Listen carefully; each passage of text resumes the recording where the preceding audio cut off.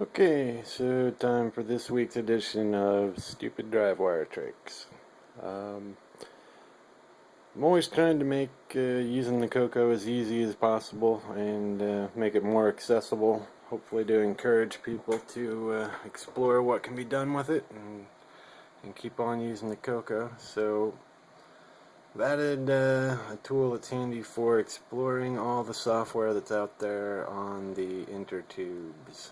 So we have a built-in little mini browser here, and it knows how to do some special things. So this is Curtis Boyle's games collection website.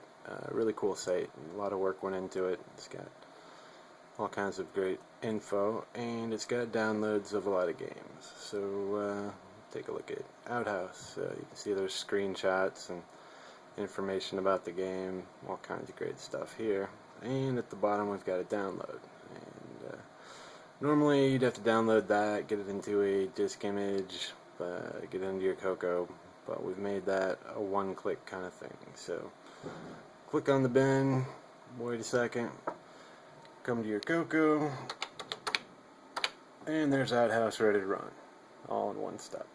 So you can do that with pretty much any bin, any BAS. There's something going on with the BAS files on this site, but BAS files for most sites work fine. Disk images, that kind of thing. Any of these that have a download, check the game out, say, oh, I'd like to play that. Well, click it, and you're ready to play. There's Backdroid.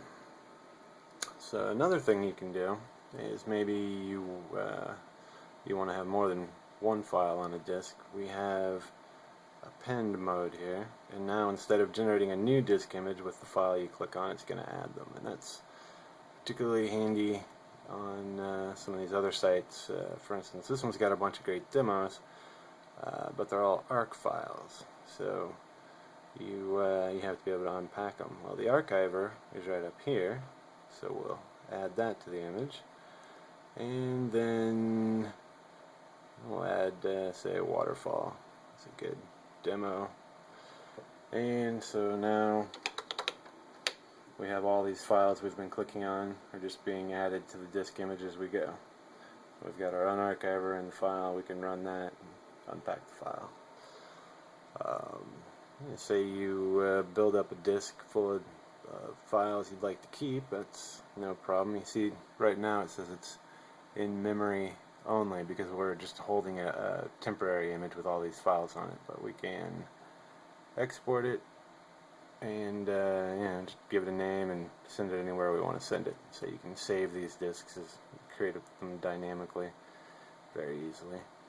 It also knows how to deal with zip files. So for instance, some of these have more than one disk in the file, and it'll deal with that as well.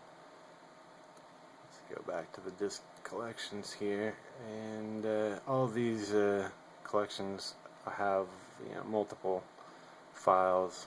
These are all zips, and here's one that's got 2 disks in one. So if we click that guy, it's going to tell us, hey, there's 2 disks in here, do you want to load them? And then it'll just take the consecutive drives.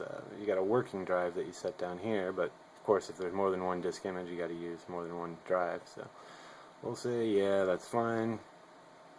And instamagically, we've got both of those disks mounted here in 0 and 1, ready to go. And again, obviously the CoCo is ready to rock there.